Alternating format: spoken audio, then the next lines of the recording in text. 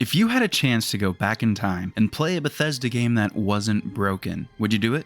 If you had a chance to play Skyrim all over again, but this time you can play with your friends, would you? If you had a chance to get lost in the Elder Scrolls world of Tamriel and join thousands of other people in picking up everything in sight to fill up your limited bag space, would you? If the answer to any of those questions is yes, welcome to the Elder Scrolls Online, commonly known as ESO, should be known as Extra Skyrim Online, and known by me as Extremely Solo Online because I played 90% of this game completely alone and I was completely fine with that. I could see other people doing things around me, filling the world and helping each other kill mobs or complete events and then going their separate ways. Basically, everyone leveling in this game was in a constant state of hooking up with each other and jumping out the window before sunrise, and honestly, it worked. Leveling wasn't that difficult, I was able to do most things on my own, but I welcomed the help from others because working as a group makes things go faster. But if leveling wasn't difficult and all I was hoping for was a quicker way to complete content, you may be curious as to why I actually enjoyed my experience with ESO. Welcome ladies and gentlemen to a casual review, a series where I test and review games so you can decide if you want to try them out. In this video, we'll be looking at the Elder Scrolls Online through the eyes of a new player and seeing just how well the game grabs your attention and keeps you playing through 9 years worth of content updates. Now obviously focusing on the new player experience means that we'll be talking about the very beginning of the game, the first steps a new player would take.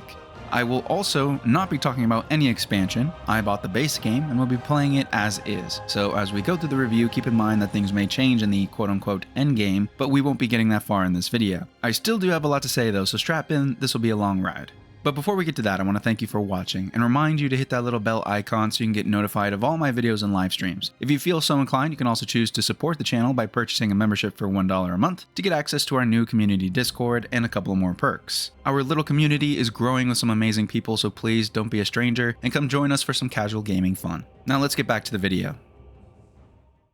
ESO is an MMORPG based in the Elder Scrolls universe of games. Development first started in 2007 after the success of The Elder Scrolls Oblivion, and the game was released in 2014, well after the culture phenomenon that was The Elder Scrolls Skyrim. So ESO was perched on high shoulders before it was even released, which gave it a lot of hype when it was announced in 2012. Fans of the Elder Scrolls series were over the moon to hear that a new Elder Scrolls game was coming, and in the form of an MMORPG to compete with the likes of World of Warcraft. 2 years later, in April of 2014, Elder Scrolls Online was released to fairly positive reviews, receiving an average of 7 out of 10 from major publications. Like any MMORPG, there were bugs at launch that made the game hard to play, the most notable issue being a duplication glitch that allowed players to make massive amounts of in-game currency. In response, ZeniMax Studios, the developers behind the game, fixed the glitch and banned any account that took part in the duplication. The number of banned accounts totaled in the thousands. This wasn't exactly a good PR event, but it didn't kill the game. Over time, ZeniMax Studios released multiple expansions called Chapters, building the narrative of the world and fine-tuning itself to fulfill a niche in the MMO marketplace. ESO has a heavy emphasis on the RPG part of the MMORPG, with storytelling and questing experiences the same caliber as the Elder Scrolls games that had come before it. Additionally, a number of well-known and high-quality voice actors were brought in to enhance the storytelling, all delivering award-winning performances. I bring up all this history to give you an idea of the game's roots, but I think it's safe to say that the game has changed quite a bit over time. I personally feel like ESO has found its niche, found what it's good at, and continues to do it well. So fast forward to 2023, the Necrom expansion recently dropped, and now we can talk about the game as it is today. As mentioned, Elder Scrolls Online is an MMORPG with a heavy emphasis on the RPG. Coming in as a new player, you are basically given the entire world to explore, with the end of the tutorial quest line allowing you to choose where you'll start your adventure. Every zone seems to have its own storyline, with side quests found in every explorable location. It's actually a lot like a classic RPG. Any town you visit, any significant location you go to will have something going on with it that you can help with. From slaying an old powerful sorcerer to gathering pendants from zombies, you can even find diplomatic quests that just have you talk to the leaders of different factions in order to solve their disputes. Safe to say this is a classic Bethesda RPG. I would say that this is ESO's best quality, high caliber storytelling and questing. Honestly, this makes the game feel a lot less like an MMO and more like a solo RPG that you can sometimes play with other people. ESO really stands out for its questing system. Every single quest is a story on its own, one that you can follow through all the way to resolution or move on if you find it boring. It's all brilliantly voice acted, it's all written fairly well, and most importantly, it's all extremely cohesive in world building. I really feel like Tamriel is one living, breathing world with many coexisting peoples all living their lives and having problems in one way or another. So as far as I can tell, questing and exploration seems to be the main focus of the gameplay. Just go do whatever quests you want and find out what the world has in store for you. And it works extremely well. I constantly found myself saying, okay, let me just complete this storyline and then I'll go to bed. Or planning my playtime like, let me see what's over here, then I'll dive into this random dungeon, then I'll go to this city and take on the quests there, then I'll explore this area that's up by the volcano. Part of that is that the world of ESO is extremely impressive. Tamriel is a huge place, with so many different environments, but the visuals of each and every location are breathtaking. I'm a huge fan of the graphic style, but I'm even more of a fan of the colorful and explorable zones. Rivers and waterfalls, caves with different vegetation lining the walls, volcanoes, huge mushrooms as tall as trees, desert areas and rocky mountains. The starting zone I chose was a frozen North Pole looking island, but even that place had ice caves and lakes and forested areas and mountains and ruins and more. Just like in Skyrim, the zones all look so amazing and make you want to explore every nook and cranny. To make the questing even more interesting, there are combat and weapon skills to make progression feel good, you can find skill points by exploring so you never feel like it's worthless to try and check a place out, and you can train every profession, so you are constantly looking out for materials in the world. There is so much to do that in some ways it can almost feel overwhelming. There were a couple times where I kind of felt lost and without an immediate goal, but the game does a pretty good job at dragging you back in and presenting a new storyline adventure to go on. Now, as an OCD completionist, my brain does not allow me to move on until I've completed every single quest in an area. So from the tutorial, I went to the Stonefall zone and I completed every quest in that zone. I got the achievement and everything. Even though the game at multiple points gave me quests to go to other areas, I said nope and came right back to Stonefalls. You don't have to play like I do. I ended up leveling all the way to 23 in one area before running out of quests and going to the zone next door, but technically because your character scales to the content you are doing, you could really go anywhere and experience any zone story. Character scaling works much better here than in other games because ESO is a bit more of a horizontal progression game. Anytime new content comes out, you don't necessarily get stronger, you just get new challenges to undertake. For leveling, that means you choose where you go and what content you want to partake in, and it all counts towards your character's overall progression. The horizontal progression keeps you progressing, but it does make it a little more important for you to make your own goals and find your own enjoyment in the game. This is a lot like Guild Wars 2, where the sense of progression comes from achieving whatever goal you set for yourself. In ESO, you have to want to go look for adventure. You have to maintain a drive, a need to find good storylines or interesting quests, and take part in the world around you. The game will do its best to draw you in and present you with options, but if you don't want to engage with the world, then you may get stuck looking for some direction. The game won't tell you what to do or where to go. In fact, most of the time when you enter a city, you'll have quests within the city, around the city, and in another zone than the city you were in, so it's up to you to choose which way to go first.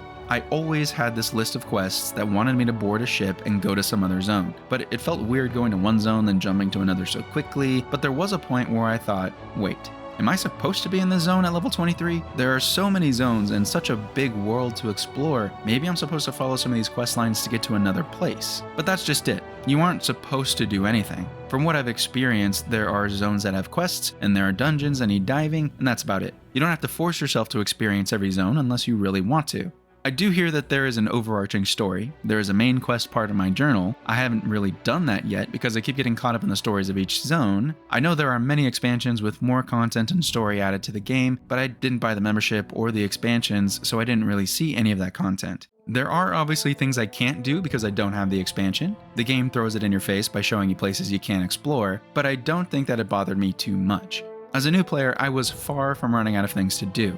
I'm sure players who choose to invest their time in the game will be pressured to purchase either the ESO membership or the individual chapters, but I think that's pretty fair considering that the base game is only $20 and the full game with all the released chapters is $60. As for the ESO membership, the monthly subscription you can purchase, looking at the details, I'd rather just buy the expansion outright if I wanted to casually play through them on my own time, but if someone is truly invested in the game, then it almost seems like a no-brainer to get some of the extra bag and storage space. My current bag is mostly filled with crafting items, so having the craft bag might just be worth it on its own. Anyway, I don't want to talk too much about the monetization because I don't feel like I have enough game time under my belt to truly say how good or bad it is. However, I will say that there is also a premium currency called crowns that can be used to buy so much in the store. I mean, there are pages and pages of things to buy. It's kind of insane. And from what I can tell, yes, it does seem like you can buy a lot of quality of life upgrades, but no straight power increases. You can buy some upgrades for your alts, but in order to do so, you need to complete the master achievement associated with a skill first. But let's move on from the store and talk about some specific mechanics. Combat is a bit hit and miss for me.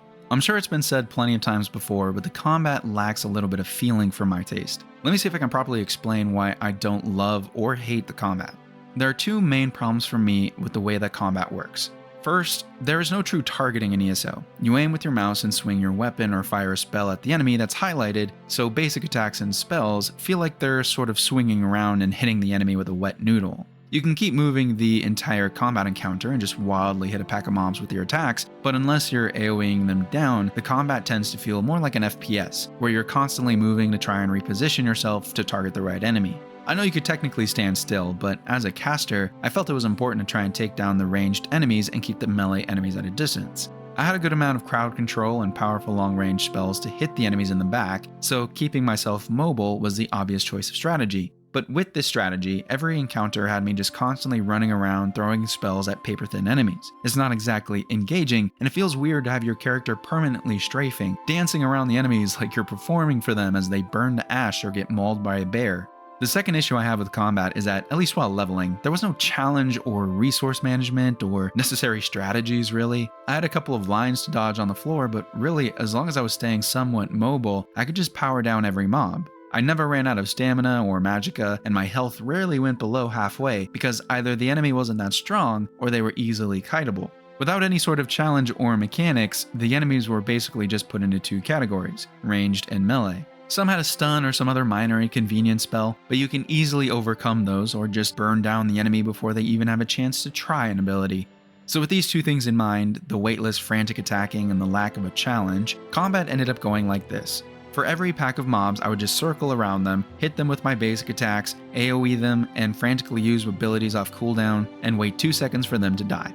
Most of the time I would just run past everything, because unless they were a quest objective, there was really no point in even engaging in combat, and I know I'm not alone in thinking this, because every person that I encountered in the world, or within a delve dungeon, was doing the same thing. Run past as much as you can, kill anything that tries to stop you from reaching the quest objective, then repeat. I'll talk about group content in a bit, but this gets even worse in group dungeons. Combat isn't all bad though. The spells are interesting, much more diverse in concept than I'm used to. I played a druid-like character called the Warden, where I could call different wildlife to fight alongside me. Bugs, birds, a bear companion. It was actually a really cool concept and I really enjoyed the sound effects and visuals of my spells. I also liked how the skill system works. You can use any type of weapon and have access to weapon skills, and then you have access to your class skills on their own. So technically, I could be a melee warden or a spellcaster warden, whatever I wanted. For my character, I ended up cycling through the destruction staves using lightning, fire, and frost staves along with my nature spells. So overall, the concept of combat is great, but in practice, at least while leveling, it just doesn't feel all that exciting. For the most part, it feels pretty repetitive, and ends up usually just being used as a means to an end. I only engaged with the combat because I could turn my brain off and push the narrative of each little questline along. Obviously I'm doing old content, so maybe the combat gets a little more intense at later levels, but for now, it's not. Professions kind of feel the same way. In theory, it seems interesting, and the crafting system itself is engaging and requires attention to be used well, but in practice, at least while leveling, they seem pretty useless, and you have to go well out of your way to find enough resources and craft enough items to actually raise your skill and find certain recipes. For example, you can take any or all of the professions if you want, but the first one that I dove into and focused on was enchanting. The system of enchanting items and creating glyphs and breaking down glyphs you aren't using to get runes to make more glyphs, it actually was pretty fun, and as long as you have the materials, you can play around with them to fight the right combination of runes for a certain enchantment. I got super into it, and at a low level I had every piece of my gear enchanted, even if there was really no need because the combat was super easy. But that's where we start to see the cracks of the profession system in practice. While you are leveling, you never really need anything. Combat is so easy and questing takes no time at all. The game constantly gives you level up rewards that provides you with better equipment or consumables that make you extremely powerful. Gear upgrades in the world were easy to come by and were already enchanted, so I didn't really feel the need to enchant them the right way if the extra stats didn't really affect my experience with combat. Out in the world, gathering materials is kind of difficult because you have to be looking for these small nodes that give you runes. Even though they were fairly common, sometimes I just didn't see them because they were so small. I put a point in this passive skill to make it easier to see the nodes, but even then, sometimes I just wasn't looking hard enough, or I wasn't paying enough attention while traveling to the next quest area. Then, because crafting isn't really helpful so it goes to the back of your mind, anytime that you enter a location with a crafting table, you end up forgetting to stop and craft. My bags were full of runes, and every so often I would have to remind myself, oh yeah, I should go use these, and then I would forget the next time I was in a city and the cycle continued.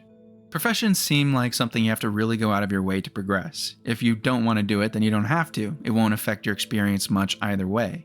And I understand that that's really the whole point of horizontal progression games, but I do wish that the game mechanics had a bit more weight to them during the earlier levels. Because in my mind, even though the game is entertaining in some ways, there really isn't anything to grab you and say, wow, I want to come back and keep leveling because of this part of the game that I really love. Instead, it feels more like a background entertainment game, one that you play to relax and watch your favorite streamer on your second monitor. I assume that this is the experience you have in early levels and the rest of the game has some more weight to it, but I got to level 27 and so far it's been relatively the same. Honestly, I would really love for an ESO veteran to comment or come in a chat and tell me how they engage with the game. As of right now, I'm happy to keep questing just to enjoy the allure of adventure, but I am wondering when the intensity will pick up. So the last thing I'll talk about in this video is my experience with the social parts of the game. This is an MMO after all, and all the common social gameplay experiences are here. Group dungeons with a dungeon finder, fighting alongside random people for world bosses, completing quests faster because you have someone killing mobs with you. There's also PvP, which I've only tried a couple times. I'll start with the PvE stuff though. For leveling, grouping with other players is a convenience, not a necessity, and sometimes I just found it better to do things solo. Obviously, to complete dungeons, you need to be in a group, but I found myself staying away from dungeons, even though it was a quick and efficient way to level up.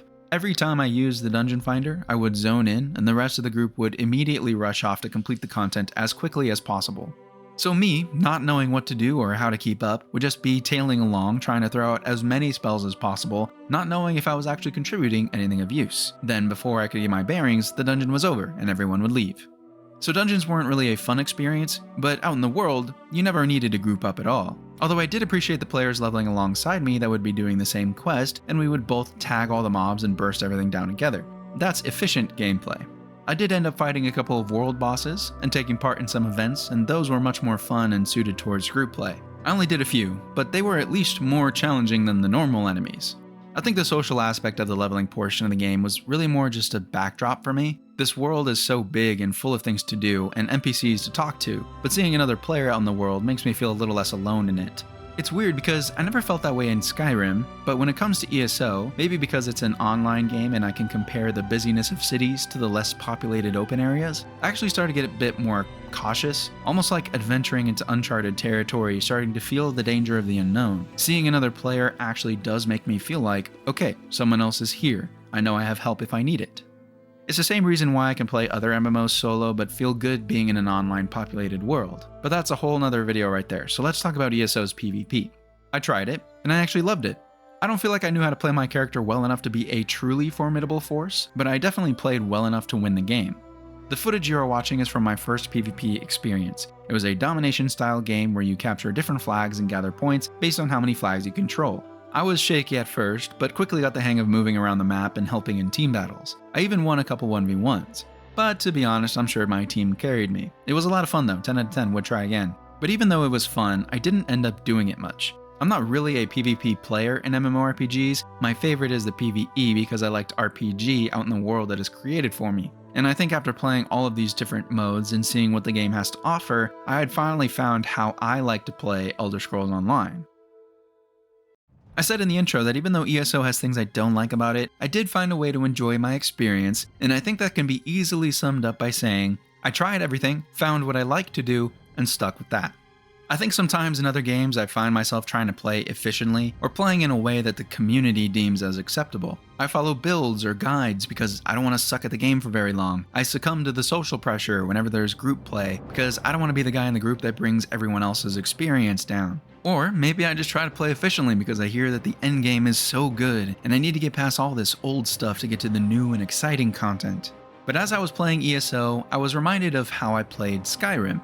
I was 17 at the time, I was not an elite gamer or a YouTuber, I did not care about being efficient or being super good at the game, I did not care about finishing the game, I just wanted to play, level up, get stronger, enjoy some fantasy storytelling, and avoid all the dragons until I overleveled them enough to tank their attacks and one-shot them with a small dagger. I know that I probably say that a lot, but I do try to play games this way as much as I can. It's just much harder to do in MMOs. ESO is probably the only MMO that I just said fuck it to a large portion of the game and just went off questing. I leveled 3 characters, one to 27, one to 25, and a third to 10, all by questing in different parts of the world. I like the small storylines that each zone gives you, I just generally like the draw of adventure and exploration. If the combat was a little bit better, this may be one of my main MMORPGs. And that's really the whole of it. I chose just to quest, fill my head with the lore of the land, and explore all of these different zones. I didn't really do many dungeons, I rarely leveled my professions even though the system looked pretty fun to do, and I didn't do much PvP even though it was pretty alright. But there's a lot to be said about a game that will allow you to immerse yourself in a world and just relax and quest and not feel the pressures of other people telling you how to play. If you've ever played ESO, let me know what you think about the game, my video, or my experience. Please, please, please share your experience with me. I am definitely curious to know how others enjoy this game. If you are curious about ESO, I will also be live streaming right after this video premieres, so hop on over if you can. But most importantly, I hope you enjoyed the video. Leave a like if you liked it and subscribe for more casual reviews. If you appreciate my content and want to support the channel, consider joining our community and spending $1 to become a channel member. You'll get access to some awesome perks including our community Discord server. Either way, I hope you enjoy your adventures in Tamriel and beyond, and I can't wait to see what we talk about next.